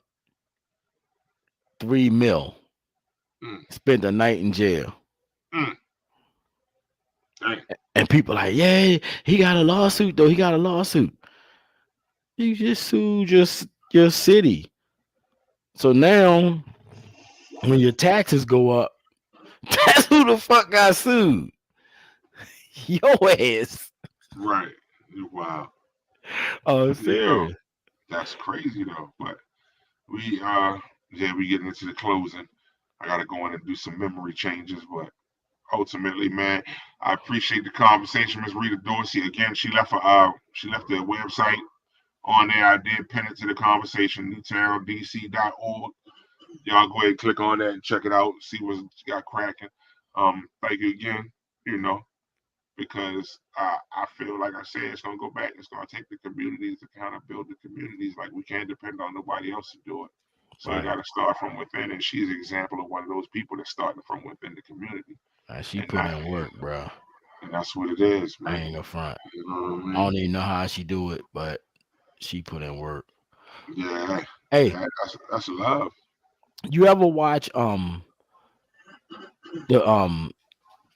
Gold Digger pranks? Yeah, I be launching off them joints. I'm gonna need you to put that on this show. Can you play videos on here? Yeah. Of one of those? I want that on here, and I want to talk about that. Word. All right, bet. I want to talk about that. I want and watch that damn thing. We gotta watch that one. I'm gonna find out the real name of it. I think it's the Strangers We Meet or some shit like that. But all right, bet. I want to talk about that Gold Digger thing. It is disgusting. Word. All right, so we can do that next week with the brother check-in. Yeah. We're gonna have some of our brothers check in, and we're gonna talk about gold diggers.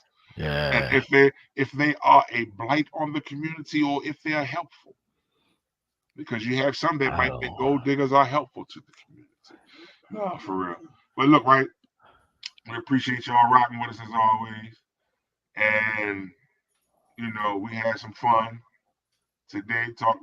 We harassed. I didn't harass her, but somebody harassed her. I guess I need a 15-minute joint by myself. I want a 15-minute what? Let me talk moment. I need a 15-minute. We're just gonna go ahead and stream that one on YouTube. I need a 15-minute. I got a funny feeling. In 15 minutes, it's not gonna make it all the way through Facebook. I got a funny feeling about that. It's just not gonna make it all the way through Facebook for whatever reason. But yeah, we might can make that happen. But again, we appreciate y'all. You already know what it is, bro. All right. Love you back, man. Don't forget we need to link up and make a song. I know, right. We ready to do that. Let me talk. Man, the mixtape. The mixtape.